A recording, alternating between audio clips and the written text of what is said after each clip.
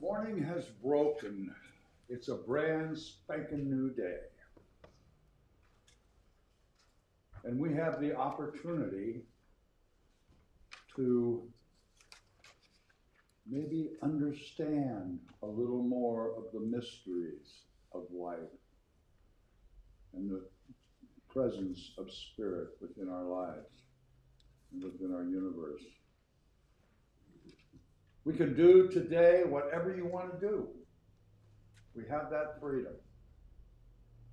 You can take a nap, go for a walk, watch TV. You can do whatever you want to do. And the only thing it's going to cost you is a day of your life. And when you're 20 or 30, that doesn't seem like such a big deal.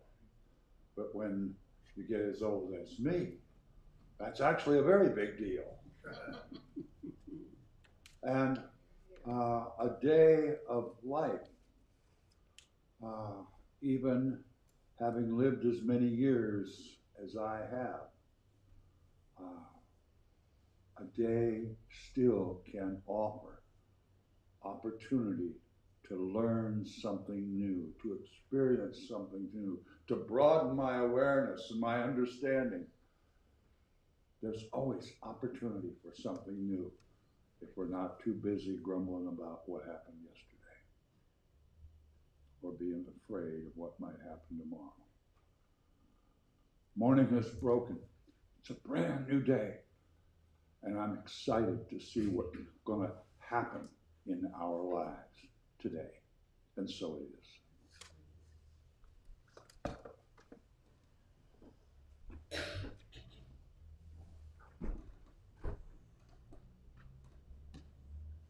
Good morning. And when one is associated with this wonderful place and this wonderful minister, one never knows when one wakes up what he's going to do that day, besides play the piano. I found out this morning, a couple hours back, plenty of time, because I've given you in the past some of my activities having to do with health problems. I've had my share of them recently, and I wanted to bring you up to date on the most recent one, which was about my vertigo and dizziness and occasionally falling and hurting myself. Well, I haven't fallen in the last 6 months, and one of the reasons why is that I'm taking a series of physical therapy sessions up in northern Santa Rosa, and they seem to be helping somewhat. So I've not come close to falling in the last 6 months, and my therapist keeps giving me new routines. I thought I'd share a couple of them with you this morning, just to let you know that you may find yourself fortunate enough to have these exercises yourself down the road. This is one that I do once or twice a day, and it looks rather confusing. You can't see there's a capital B in the middle. And I'm supposed to hold this at arm's length and go like this and like that and like this and like that without taking my eye off the beat and to keep it from jumping around. So I'm trying to retrain my brain how to keep itself, how to help it keep my body steady while things are moving around. And then I've already mastered that one, so he gave me a new one. And it's apparently it confuses the brain even more. So now I same thing like that. Well, and as soon as I graduate from this one, which he says I shall, I get this one. So I'm going to be so steady, you're going to get tired of seeing me standing still. That's the one exercise. But a couple of the other ones, I'm supposed to stand with my feet together, straight out, cross my arms, and stay there for 30 seconds without either falling over or wobbling too much. Apparently a little wobble is good because it forces my brain to compensate, to make my body compensate. Well, that's not so bad. I did that pretty well, right? Well, then I'm supposed to put my feet apart, cross my arms, and close my eyes. Oh dear. As you can see, that one I don't do too well. And I've got to make sure I'm close to something to hold on to in case I do what I just did. I lose my balance. So that one I'm going to really have to work on. Well, then, oh, here's another one where you put one foot in front of the other, like yay, and stand still. Like the eyes closed. Ooh, that's the best I've done. So what the object then is, if you can't quite handle that one, separate your feet a little, and you put one foot in front of the other. And then, as you can see, I do a little bit better that way. And then you're supposed to put the other foot forward. And so I am making a little progress, I want you to know, and I think I deserve a round of applause. Oh, and I got a new one, I haven't started it yet. I'm supposed to get into a corner for safety reasons so that I can't fall back right or left. And then I'm supposed to lean onto my toes and then lean to the right and lean back. And then move forward and keep doing it for, up to maybe a minute. And then I've got you, Wayne. You're my wall. But you're only over there, unfortunately. So I'm going to start that soon. And what we're trying to do is to get my brain to recognize that it needs to do more work to keep me balanced and keep me upright and to keep me from falling and injuring ourselves. But that exercise especially, it says you're supposed to feel the pressure of your feet on the ground. And it reminded me of a quote that was on one of our orders of service in recent months, and it was a quote from Thich Nhat Hanh. And he says, walk as if you are kissing the earth with your feet. Oh, I'm kissing that earth. I'm kissing it hard. And it reminded me to share a couple of other quotes that were on recent orders of service. And they're some of my favorite ones. So here's another one from the Buddha.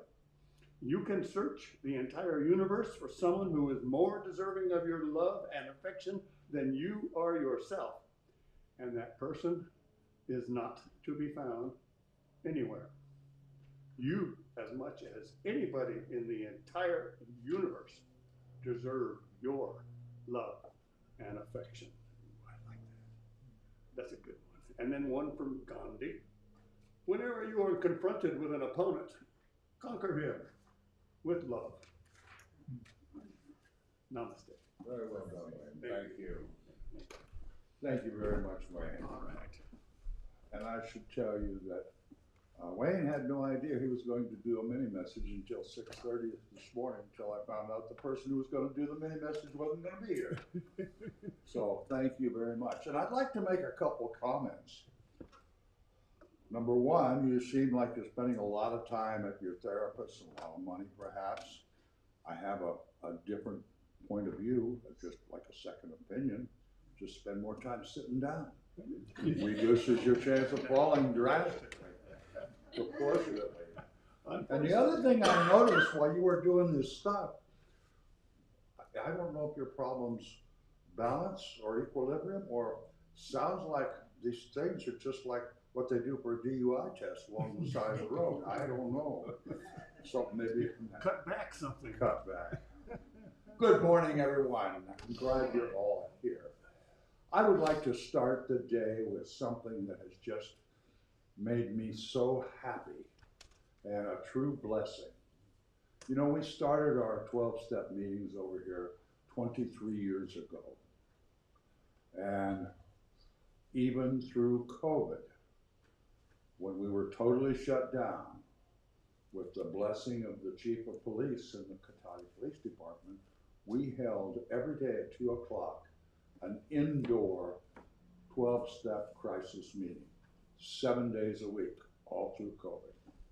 And there's a reason that we started it, and there's a reason that we've had the success that we've had with these programs. We have 5 groups that have been there for 23 years. And I had the good fortune to go to a 2 o'clock AA meeting on Tuesday where Ron Phillips received his 50-year chip, clean and sober 50 years. And the reason he got that chip is because that 12-step program works. And it's worth everything that we put into making sure those doors stay open for our groups. And you, Patrick, thank you very much. You're quite right. My pleasure, totally my pleasure. Now we're going to change the record a little bit. Crystal's little 3-legged guy, Blue, is going to be put to sleep this morning. So it's been a long time coming, and she's very sad. And maybe a text or an email might be a cheery up thing. So let's have our hearts and our prayers with Crystal as she's going through this time of grief. I would like to ask for a volunteer to go out and take down the reusable zip ties to remove our Ring Out Danger sign. If we could do that, I would appreciate it. Monday, a week from Monday? Yeah, a week from Monday. A week from Monday, 7 p.m. right here, our healing circle. Thursday, ladies' spiritual book study will be a week from Thursday, I think.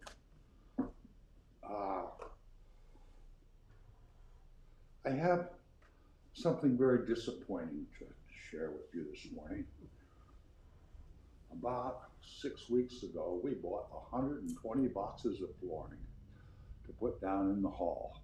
And we've been prepping the hall. We took out the floor furnaces, all the quarter round, painted the front of the stage area, got all the materials and new baseboarding stuff, quarter round stuff.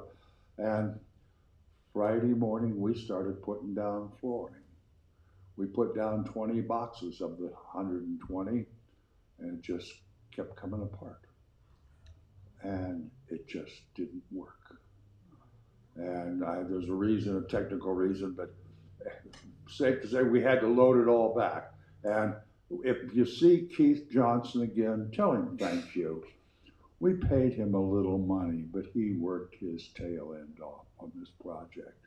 So we're going to return it on Tuesday, and we'll go to Plan B, whatever that might be. But I thought we'd have celebrating a new floor today, but evidently it's going to be another month down the road probably till we get it replaced. So anyway, but if you see Keith, tell him thank you very much. He really, really worked.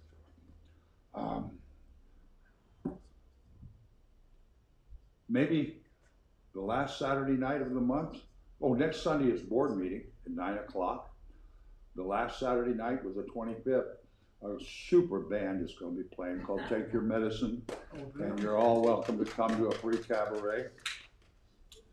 The 26th will be potluck, and then June's going to be busy. Oh, I should remind everybody, 2 weeks from today, May 19th, Cotati, we got a big sign in our front yard. Cotati Historical Society is having their old-time chicken feed, and they've got a band, they've got a great silent auction, bake sale, and a half a chicken with all the trimmings.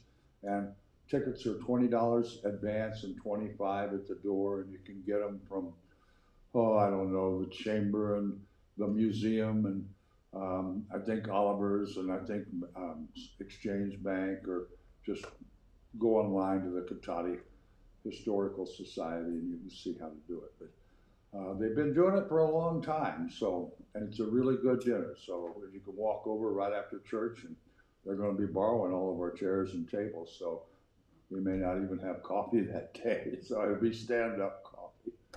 So, any other announcements? Yes. I have a new baby granddaughter. Okay. Her name is Sophie Ann. My Wow. middle name is Ann. But her other grandmother's middle name is Ann too. So. Okay. Well, congratulations, Granny. And I'm going to see her this afternoon. Good.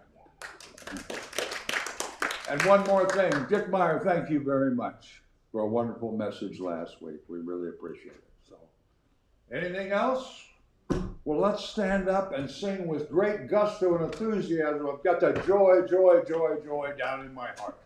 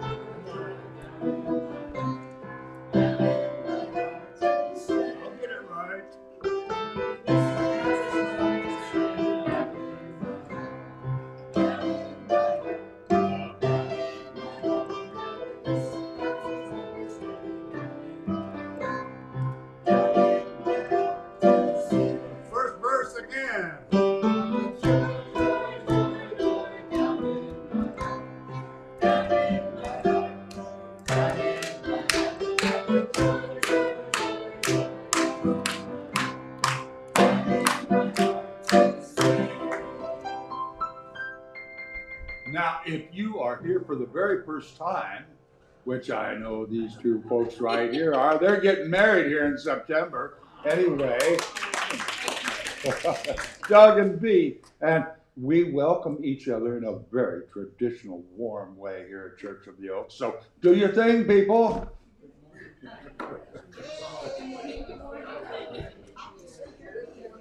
No, not today. How you doing? New glasses. Not as good as the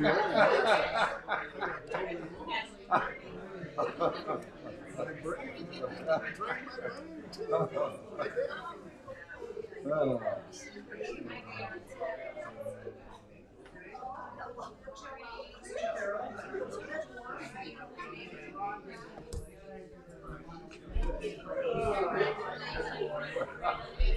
Yep, just like the DUI test.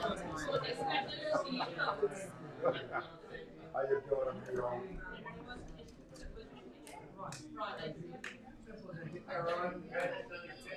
That's 26.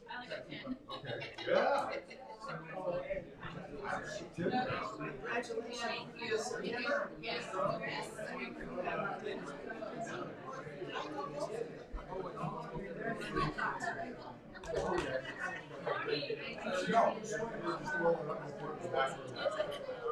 Thank you.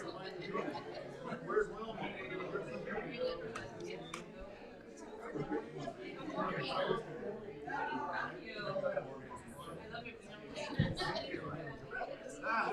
I'm doing very good.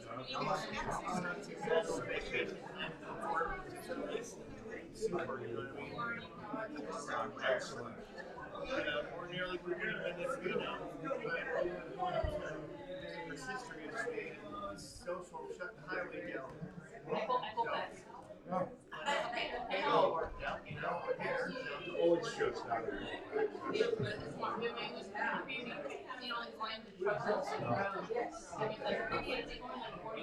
We're hoping to get it.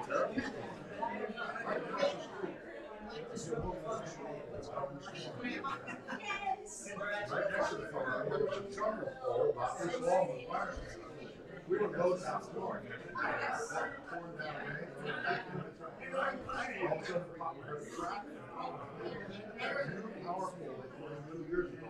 Broke in 2 places. Nobody hit it. It just snapped. And all the power went along through the whole town. It never came back home. So we weren't sure what was going to happen. He's not here. Yes, well, I'm glad that it all worked out. It all worked out.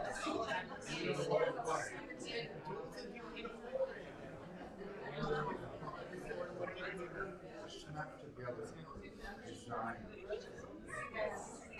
Very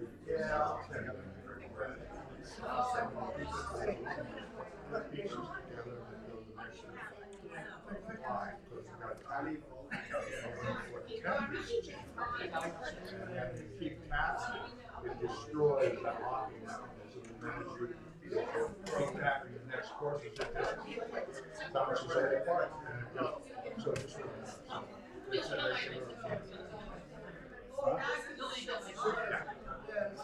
I'll keep on checking on you.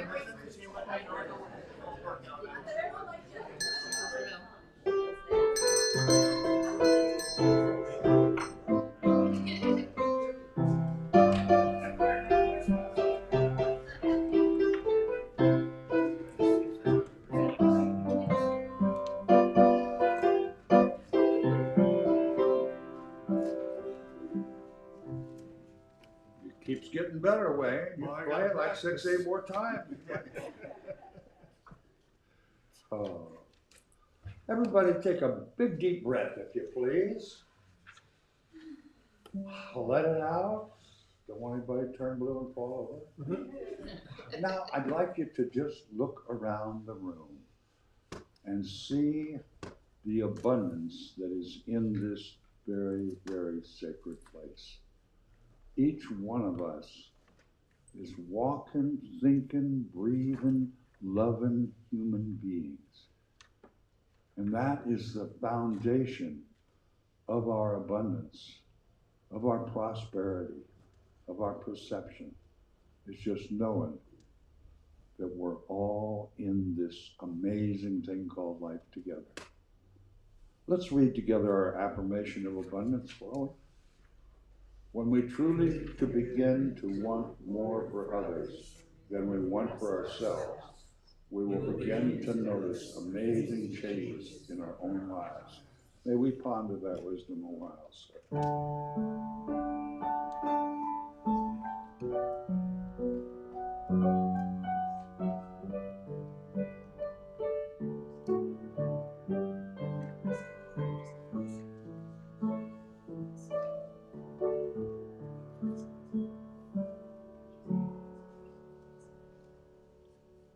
As we prepare ourselves for our meditation, let's sing together, I Clothe Myself Safely Round, number 66 in the Wings of Song.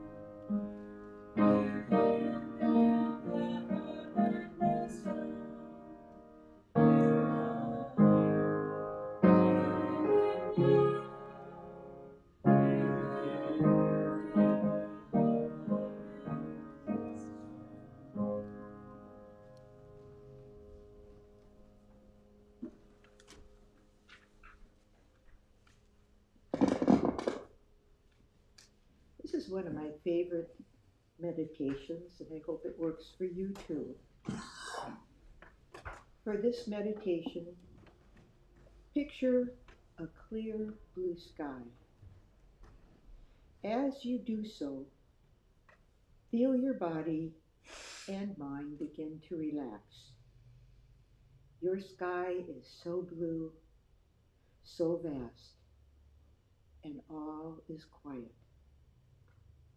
If thoughts interrupt, see them as clouds that gently flow past without any effort on your part. Quiet your mind to feel the endless and vastness of the peace within you. As we begin, clear sky, clouds drift away, clear sky. So let's begin with slow, deep, clear sky breaths.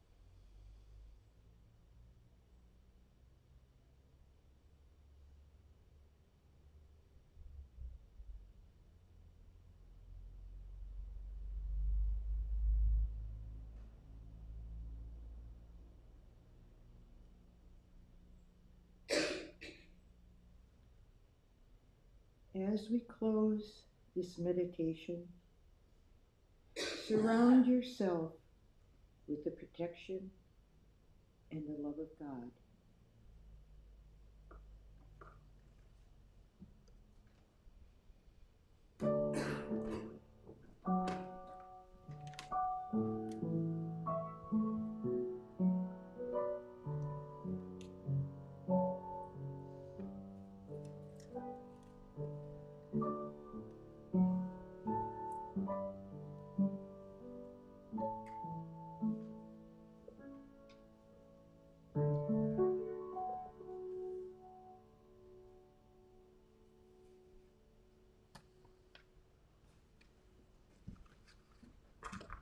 Thank you, Kelly. When I walked in here on a Sunday morning, the very first time, it was August 20th in the year 2000. And sometime during that talk, I heard Vivian Clark say, question everything. Remember, she said it all the time. Question everything. Always question everything. Question your beliefs. Question your government. Question your everything. And I had never heard that before. And I started doing that. And I just decided that I'd just purge all my beliefs and start over. And that's kind of a traumatic experience, actually. And, but, oh, I'm glad I did. Because half of the conditioning that I had received, more than half, through my whole life, were actually what I called beliefs. And they weren't mine at all, they were somebody else's. And my life changed drastically. And I started actually thinking about things that I saw and heard and participated in. And that's kind of the day I walked out of the sheep pasture. And I think that all of you sitting here today have chosen to walk out of the sheep pasture and think for yourselves and question your beliefs.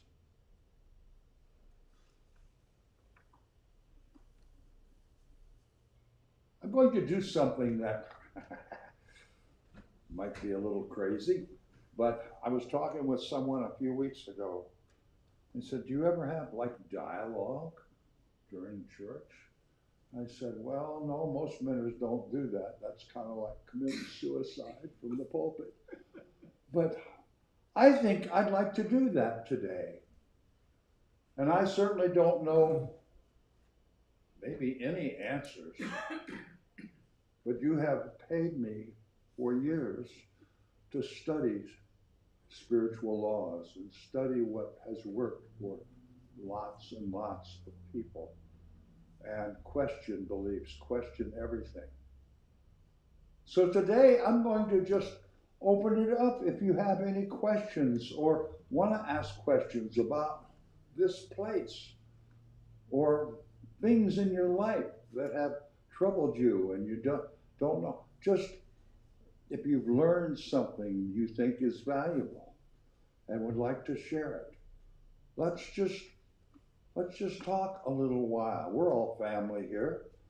And does anybody have any statements of things they've learned or questions about some of the things maybe they've been conditioned to for years that have always seemed right that now maybe don't? Bonnie. Well, Joe and Owen will be housing Terry when he's here, so you don't have to worry about the bed. You're going to stay with them Okay. at night. All right. Thank you. Yeah. Okay. Anybody else? Yes. We had talked a while back about getting a new piano, and I was wondering what was happening with that. Getting a new piano. Remember that somebody had all these pianos that they wanted to move or get rid of, and $50,000 or something, and you had talked about we talked about it in the board meeting, and then you mentioned it in church. The 1856 piano. The vertical upright grand. Yeah, that sounds Yes. familiar. Yes, and I haven't followed up on it. I'm sorry, but I will. And they're going to be thinking about getting rid of it, donating it to us over the next year or two. So I'll keep you updated. Somebody offered to give. Somebody's grandfather was one of the people who helped design this building and make out the lumber list. And they have an 1850s Steinway upright grand that they would like to donate to us. And I think that would be fantastic. We just got to follow up on it and go look at it and see how big it is and stuff like that. The Historical Society turned it down, and it said, you know, Church of the Oaks might very much like to have that. So that's where we're at on that. Kelly. Yeah, I just want to say, this is the first, quote, church that's worked for me, has made me feel good, not guilty, or not, oh, you should be, or you don't think that way. And I often think if there isn't another one that I know that would be like this, quote, church. Because I know it's a church building and I honor that totally, but it's not a dogma. Yeah, we don't have a doctrine, and we work pretty hard not to, in order that we're never going to say we're right and they're wrong. That's never going to happen here. And we try very hard to maintain an unconditional welcome to anybody that walks in the door. And yet that has played against us on occasion, which surprised the heck out of me. I occasionally like to greet new people before the service starts and welcome them here and say, well, I'll be sure to be ready to sing because the opening song surprises everybody. And at one point she said, well, what do you folks believe in? Well, we don't have any dogma or what have you, but one thing we don't do, we don't do sin here. She goes, what? I probably put it that way. We don't concentrate on sin here. We concentrate on the positivism. You don't do sin? No. Well, I can't be here. And she walked out. So we don't do sin. And that's the thing, you know, there is no religion, there is no government, and there is no checklist that will fit 7.5 billion human beings. Can't be done. I defy that. And the people that think they can, I think they're fooling themselves. I really do. But everybody has been conditioned. Wayne and I were both supposed to be Methodist ministers at one point. And the dogma kind of got in the way of that. We believe God. It's everywhere. It's the intelligent energy that makes, manifests, creates, manages, and takes care of everything in the universe. We used to think there was wide open spaces out there, but it's all made up of gaseous atoms and cells, and we're all just one mass of matter, of being, of energy. And who can say who's right and who's wrong?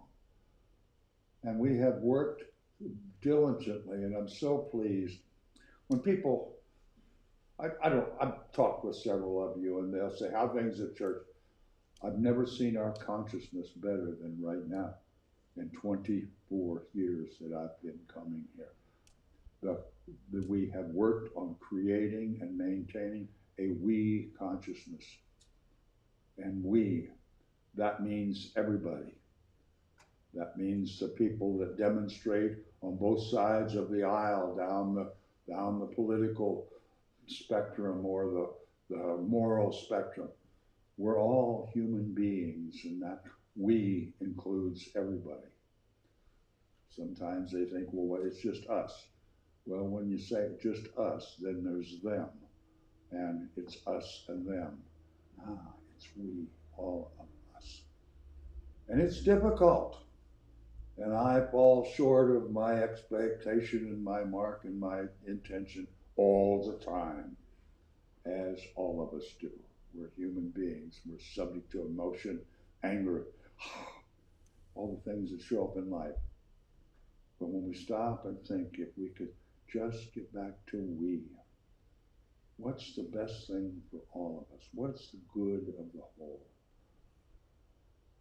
I was telling somebody the other day, I've been on the board since September of 2000. And in the last 5 years, there has never been a no vote, to the best of my recollection. Can you imagine a board of directors that has never had a no vote in 5 years?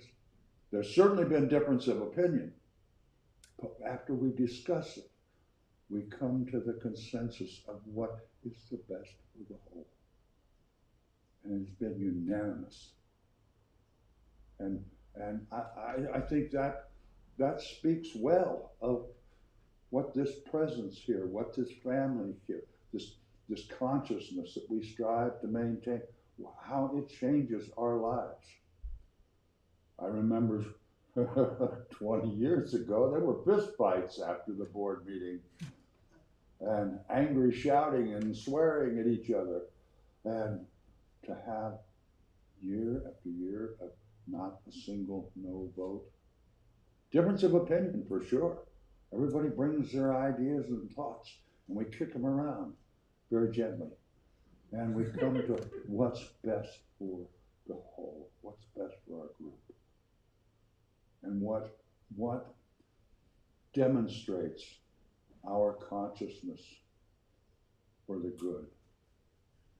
Any other questions, statements?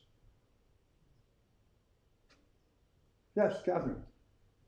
Granny. I wanted to add to Kelly's statement that when I moved down here from El Dorado County, which is redneck Mormon country, Mm-hmm. it's changing but slowly. And I was here for a few years, and then I found this church. And I was used to flying totally under the radar.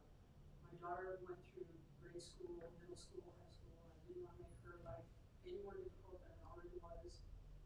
But I found that after a few Sundays, I didn't have to worry about talking about my life and who I am. I'm way too old to be hiding that now. And it's so, when my wife came, the first time she came, she was completely blown away. She was in tears at the end of the service, just because we were accepted for who we are, which is not the case in many, many places. And it's amazing. So I'm assuming you felt that unconditional welcome, that we're just people, human beings, doing the best we can. And I'd like to stop calling this Church of the Oaks, except it's been that for 100 years, and call it Cotati Life Enrichment Center, because that's our goal, is to try to find ideas and thoughts and practices and books and quotes that if we are able to use a little bit of it, we can enrich our lives and enrich the lives of our families and the people around us. And in doing so, I was talking to somebody Thursday afternoon at an NA meeting, and I said, if you stop and think of all the people that have come to meetings here in the last 23 years. Before COVID, we averaged about 500 people a week. Now we're averaging about 250 to 300 a week. Do you have any idea what that does to the consciousness of this community? Over the years, we'll call it just 400 people a week for 23 years have been able to maybe hold a job where they couldn't before. Maybe be in a long-term committed relationship that I couldn't before. Maybe have an opportunity to parent children that they maybe couldn't before. It's all positive stuff. Do they fall off the wagon? Absolutely, we all do. And there's not a person in this room that hasn't fallen off of a wagon that we've tried to break a habit. But there's still this family sitting on this corner that are unconditionally welcoming and accepting anybody that walks in these doors in both of these buildings on any given day. And I personally can think of no better reason to exist. Does anybody have maybe a better idea? where I'm always open and receptive to hear new ideas, new thoughts. I'd like you to look at your order of service. The first and the last quote are all about questions. But the second quote is by a young lady named Jenny Scales Medeiros. And Jenny was the speaker at the AA meeting I went to on Tuesday where Ron got his 50-year pin. I was blown away by her talk. And I called her after the meeting. She had to leave right away. I called her and had a long conversation. I asked her to be a speaker here. She said she'd be happy to, accept. She works every Saturday and Sunday. She's in a management position of some health club or something, I don't know. But anyway, she said, makes speaking hard. But I found out she's actually a famous, brilliant person. She and Jay Leno co-wrote a book about electric cars, and then whatever they call it, directed or produced a documentary about electric cars. And she has also written another book, Is That All There Is? Or I can't remember the title right now. And she's meeting with producers. They're going to turn it into a movie. And she said, well, I can't speak. And I said, well, we've got this hall here that sits empty on a lot of Saturdays and some evenings, and we could do stuff. She said, oh yeah, we can do stuff. So we're going to meet next week for lunch, and we're going to see what opportunities we can manifest into reality right here on this corner. She's an amazing, energetic, brilliant young woman, and I'm just very pleased I got a chance to hear her. Ron heard her. I don't know who else were here on that day, but Ron heard her speak. And I just think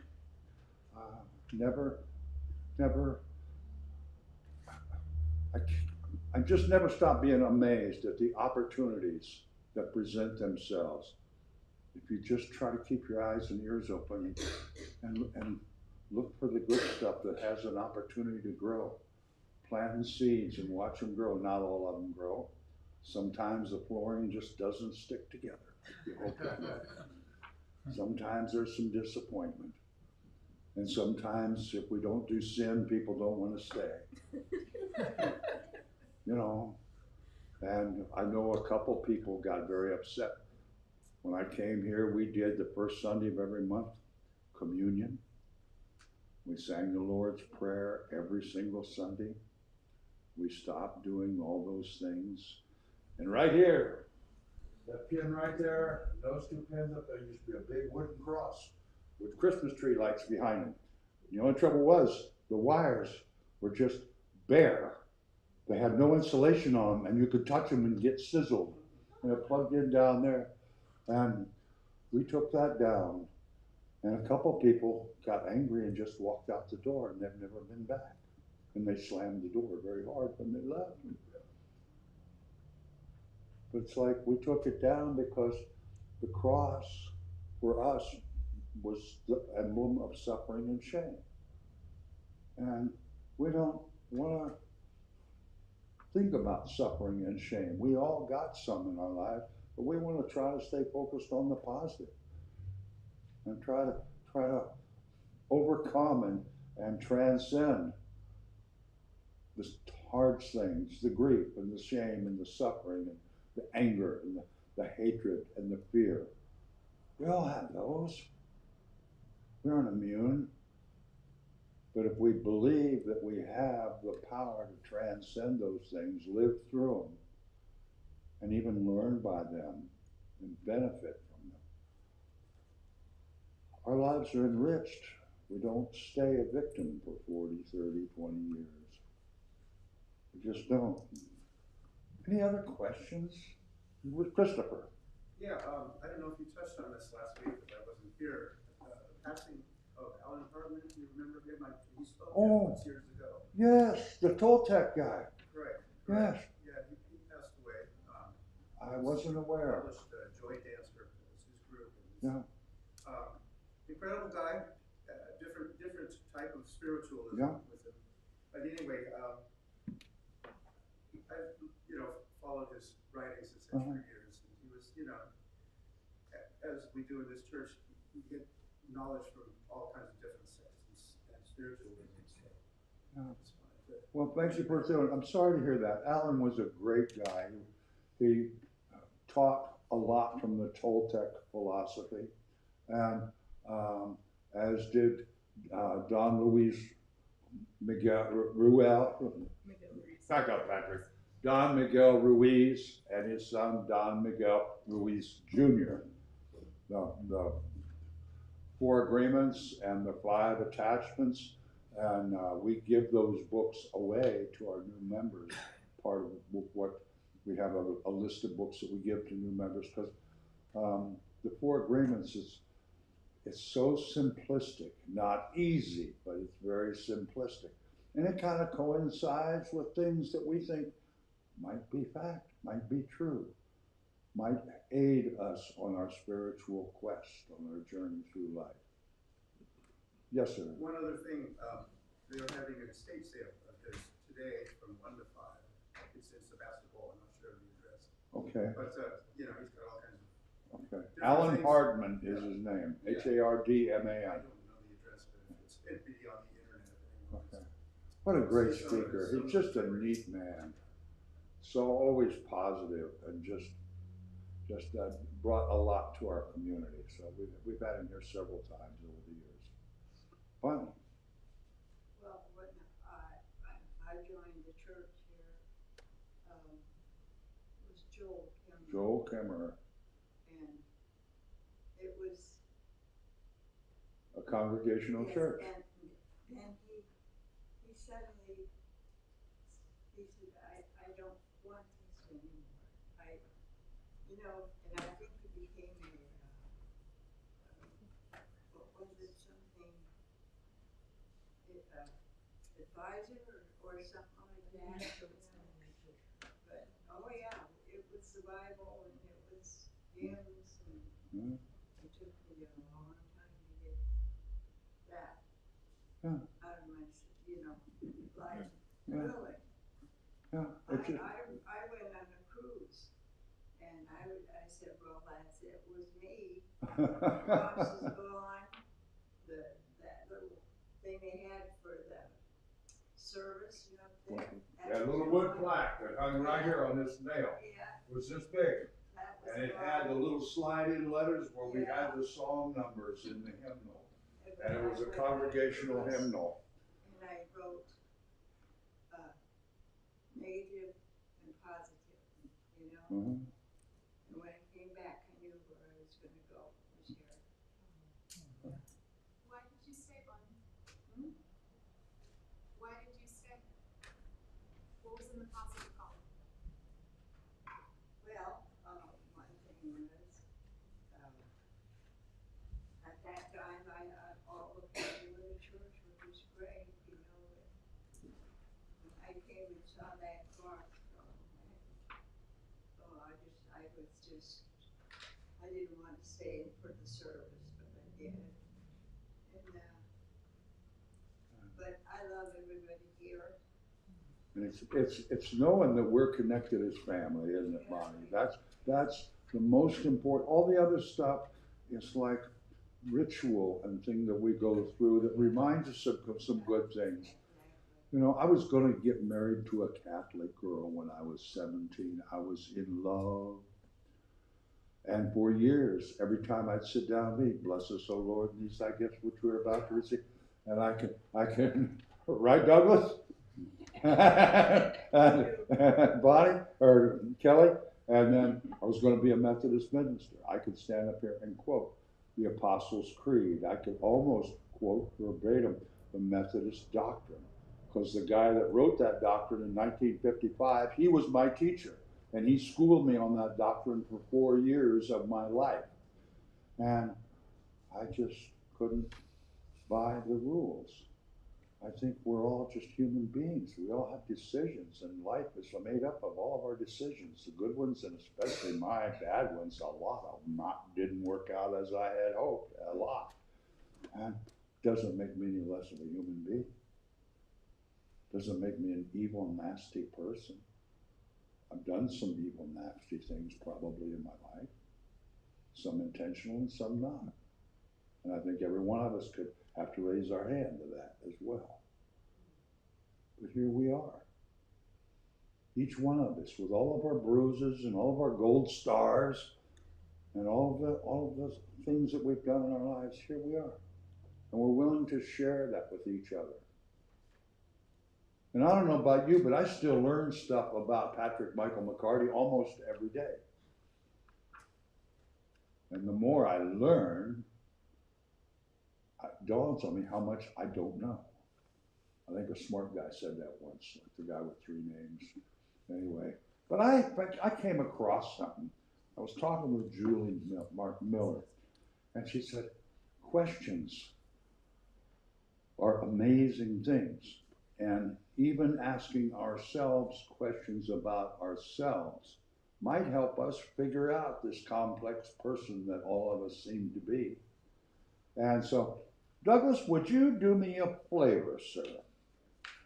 Sure. Come right up here and pass one of these out to every human being in the room. The rodents, we don't get one, but the humans do. And these are questions that Julie passed on to me. And it's on 2 sides of the page. And you can take them home and maybe write down your answers. Think about those questions. And they might give you a little bit of idea about who you are. And might encourage you to keep asking some questions to yourself and maybe to others. And she said they were sitting around one night and turned it into a game, like Truth or Dare, and would ask each other these questions off this sheet. And as I read through them, some of them were kind of hokey, goofy, but when you add up all of the answers, I did that. I wrote down my answers on a piece of paper, and I went back and I read, and I really thought about them. And I learned a little bit more about this old guy. Thank you, Douglas. And there's more of these. If you want to take some home, make copies. And I typed it out on my, so I got the stuff on my computer. If you want more, I'll be happy to send it to you and make copies for you. But I think it's, not only are these questions interesting, but maybe if we keep asking questions, maybe we'll start questioning some of these things we call beliefs that we've believed in 40, 70 years that weren't ours to begin with. We heard it, it sounded cool, and we just were told that's the thing to do or that's the thing to believe. Okay, and we just did. But do they enrich your life? Do they make your life better? Are they good for your whole family or your whole community or for society as a whole? Who knows? We've all been exposed to some way different stuff down this path of life. And some of it we hung on to and some we didn't. And I just hope that we can continue to question.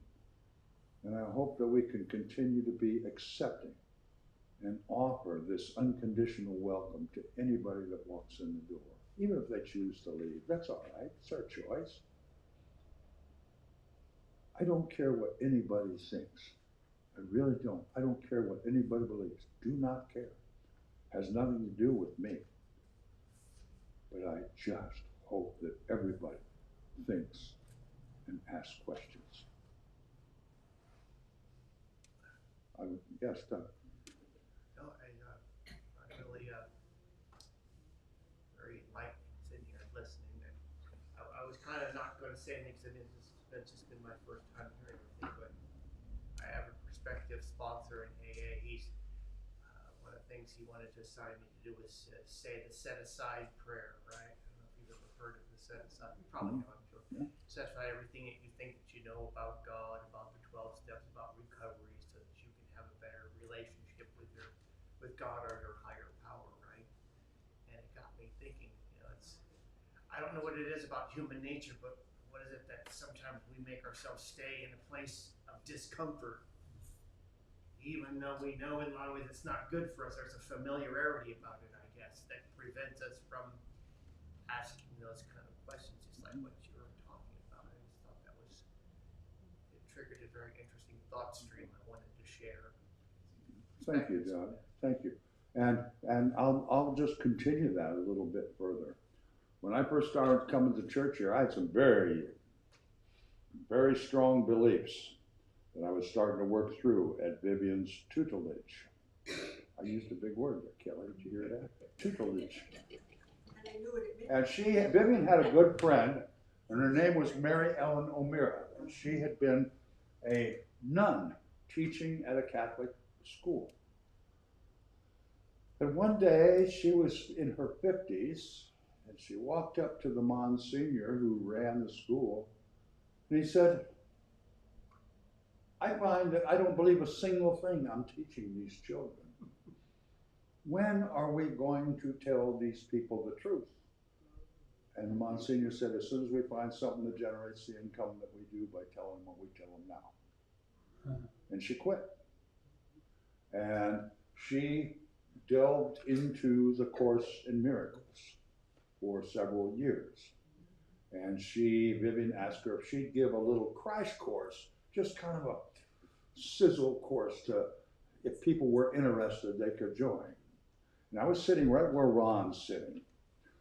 And she walked up, she was standing up here. She walked back here, and she stood right here where I was standing and looked down at me and said, in the Course of Miracles, it says that a human being does not change until the pain of being where you're at is stronger than your fear of the unknown. Glared at me right in my eyes. It was like, oh, a mystical experience at that time. And that's why the separation prayer, that all of that goes into it. We need to dust all that stuff off and take a look at it again and see, does it still serve me well? Does it serve my community well? So I encourage you to ask yourself some questions, even if they're kind of goofy, and write your answers down, and then read your answers like a new book. And you may find some very interesting things about you, things that kind of go together and things that, where'd that come from? And you might be able to make some adjustments. You might not be so afraid of the unknown when you realize how painful some of the things we're living through are. Maybe we should embrace the unknown and the unseen. So I invite all of you to come next door and have some coffee on the same old floor that's been there for almost 100 years. And we can have it, we can enjoy it for a little while longer. Have some coffee, and we have an abundance of cookies. There's a bunch of cookies. I had some for breakfast. And welcome back anytime you choose to come back, Doug and Bea, and you're always welcome. We have this thing we call unconditional welcome here at Church of the Oaks, and we're all family. And so let's stand up and sing about the world that we live in. It's a wonderful, wonderful world.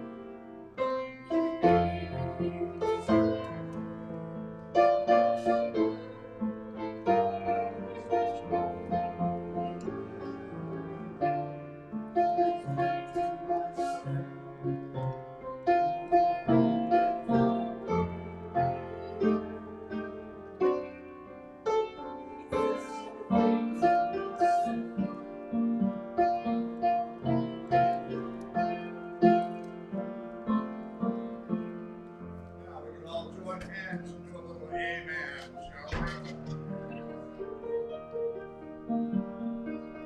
Give me